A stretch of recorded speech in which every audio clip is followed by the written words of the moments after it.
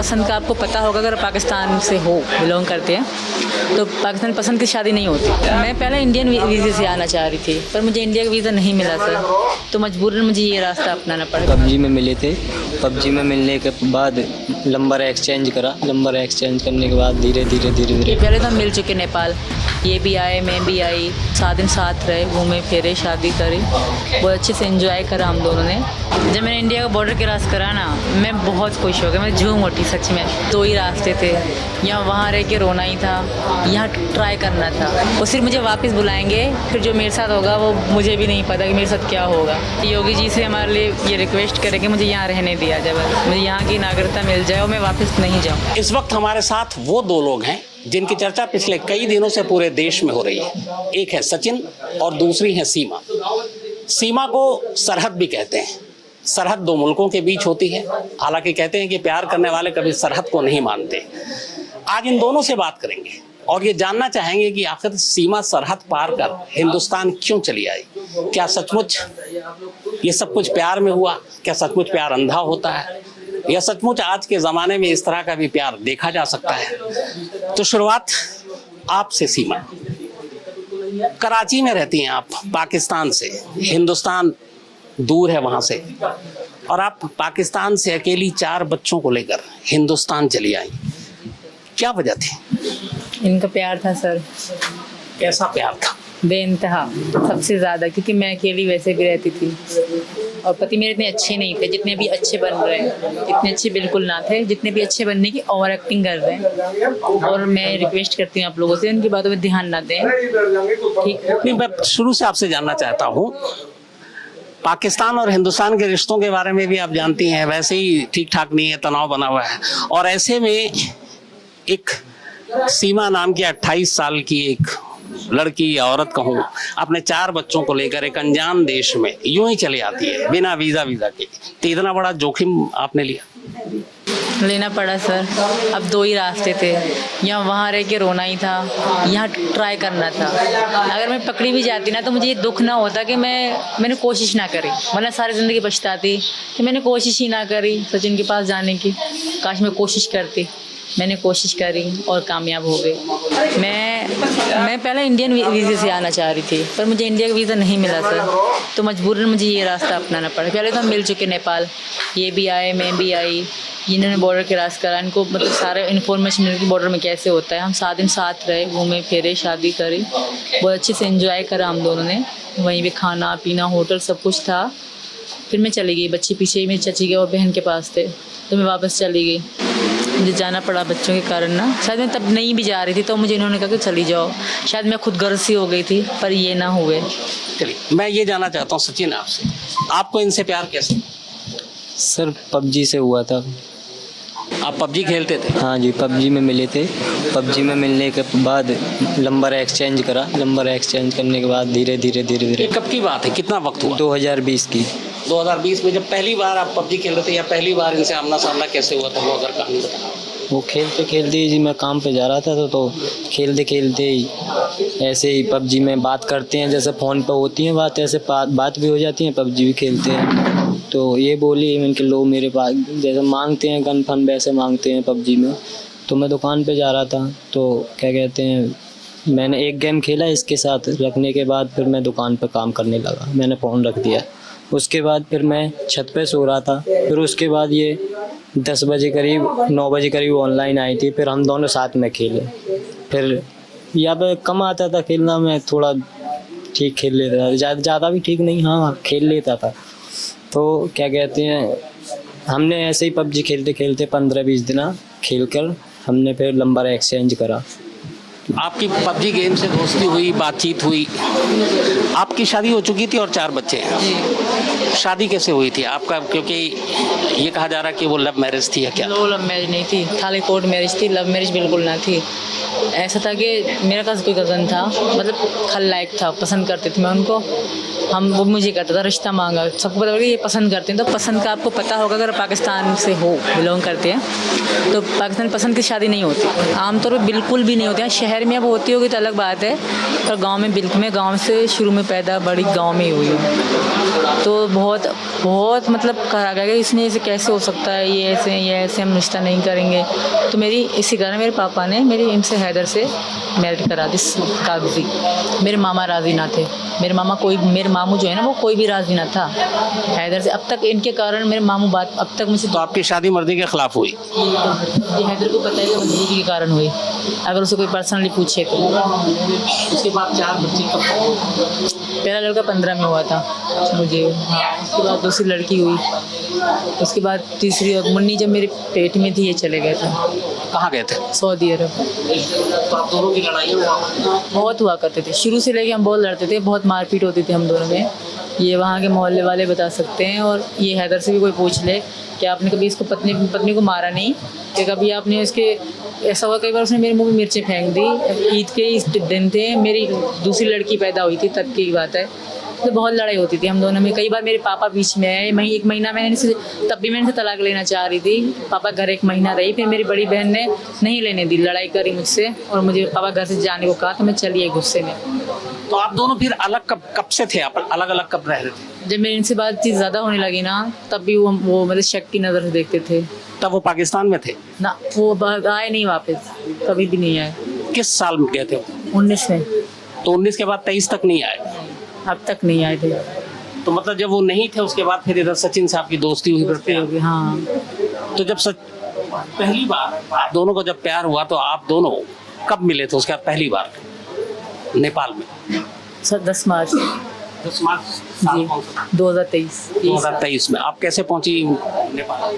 मैंने टिकट करवाई, जैसे टिकट होती है वहाँ से टिकट करवाई। फहद भाई, सैयद फहद अब्बासी एजेंसी है वहाँ पे कराची शहर में, नर्सरी के पास में ये आइस डिपो लोकेशन है। तो वहीं पे हमने टिकट कराई थी सैयद फहद अली शाह से। उसमें मैंने सब बच्चों की भी करा रही थी, तो अब्बू की डेथ के कारण बच्चों की मैंने फहद भाई से पैसे वापस ले लिए थे, तो उन पे मेरे मतलब 2 लाख में तब मैंने फिर दोबारा टिकट करवाई फहद भाई से। तो आप अकेले वहाँ से मिलने के लिए निकल गई? आपको डर नहीं लगा था? डर वैसे तो डर नहीं लगा कि क्या कोई मुझे मार तो नहीं देगा, गवाह तो नहीं कर गया, इस तरह का कोई डर नहीं था। कंफ्यूज ज़रूर थी कि क्या, मतलब मैंने ये भी देख रखा था यूट्यूब से कि मतलब एंट्री केस पे पहली बार मैं एयरपोर्ट में घुसी थी तब। सोशल मीडिया पे बहुत सारे लोग धोखा देते हैं, तो आप तो पबजी के जरिए सोशल मीडिया पे मिले, आपको लगा नहीं जिस लड़के से, अनजान लड़के जिसको देखा नहीं, हिंदुस्तान से है वो, और उससे मिलने जा रही, तो आपको डर नहीं लगा था धोखा हो सकता है? मुझे डर नहीं लगा, मुझे इन पर बहुत विश्वास था, और मैं खुद को बहुत मजबूत समझती हूँ।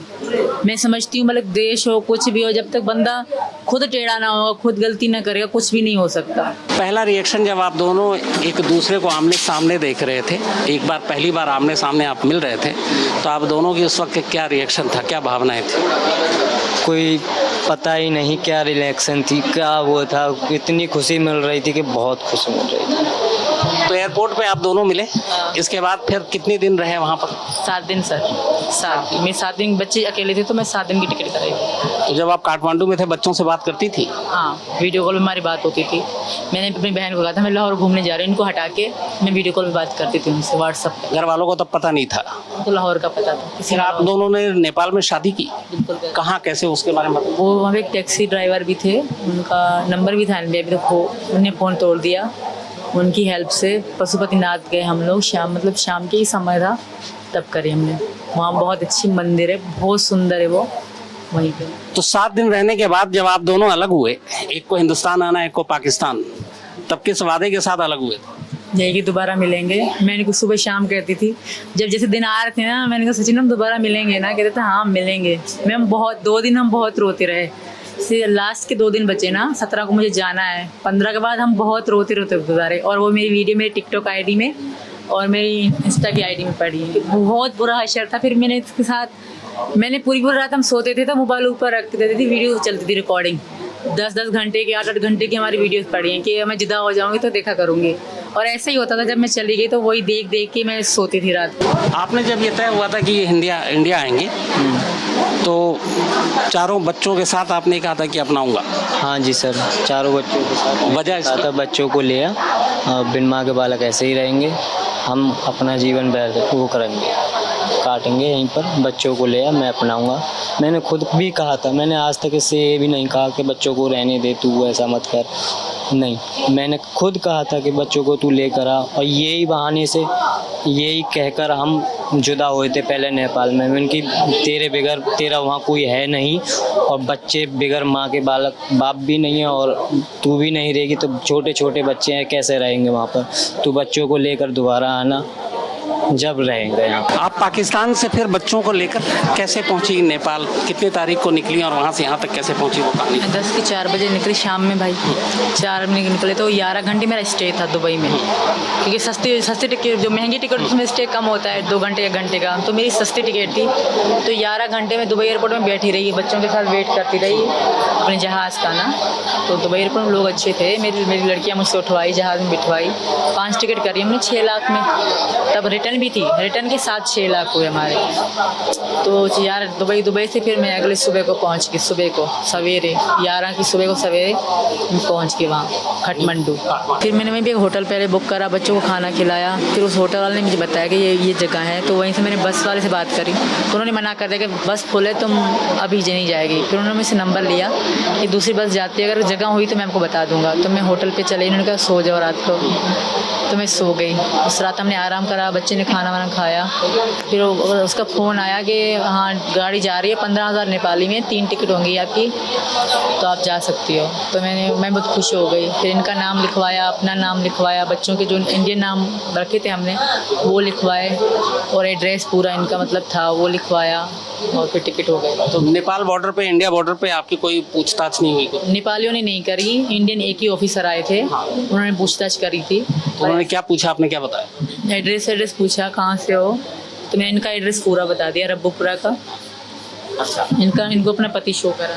तो जब यहाँ आई पहली बार, आप एक तरह से ससुराल ही कहूँगा अब आ गई, तो उस वक्त आपकी क्या फीलिंग थी? उस वक्त आपके जज्बात क्या थे? जब मैंने इंडिया का बॉर्डर क्रॉस करा ना, मैं बहुत खुश हो गई, मैं झूम उठी सच में। फिर मैंने कानों में हैंड फ्री लगा के बड़े स्पीकर में गाने चला के अपने कानों में बहुत खुश हुई मैं। फिर मुझे इतनी मतलब खुशी हो रही थी कि मैं इंडिया में हूँ।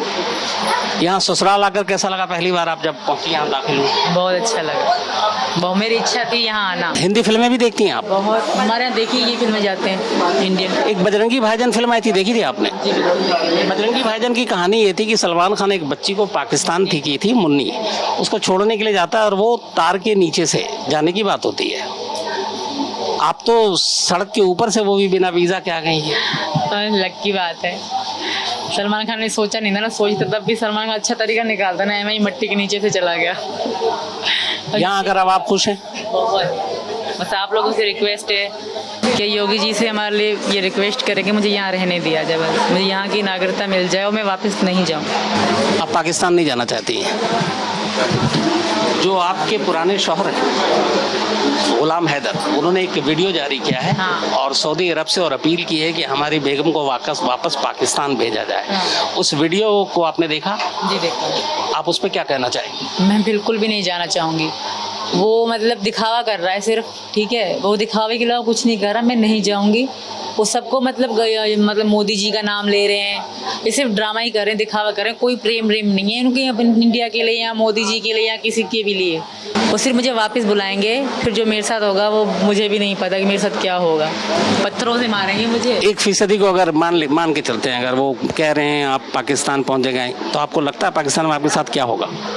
मार देंगे, बता तो रही हूँ, पत्थरों से मारेंगे। थू तो ज़माना कर रहा होगा अभी से ही मुझे, फिर तो मेरा बहुत बुरा असर होगा। मैं नहीं जाऊँगी सर। तो आप जाना नहीं चाहती हैं? खुद नहीं जाना चाहती, क्योंकि मैं ये हिंदू, अगर ये मुस्लिम होते फिर भी अलग बात है। ये हिंदू हैं तो इसके लिए मुझे कोई भी माफ़ नहीं करेगा। मैंने अगर धर्म छोड़ा ये वो करा। तो ये है सीमा और सचिन, और इन दोनों की कहानी इस वक्त पूरे देश में है। और यहाँ पे जब मैं आया हूँ, जहाँ पे ये दोनों रह रहे हैं, इनका घर है, मुझे पता चला कई लोगों से कि सुबह से यहाँ भीड़ है। तमाम जो आस पड़ोस के लोग हैं वो भी इन लोगों से मिलने के लिए आ रहे हैं, और ज़्यादातर चेहरों पे खुशी का ही माहौल देखा है मैंने। तो बस फिलहाल इतना ही। जो ये पूरा गांव है,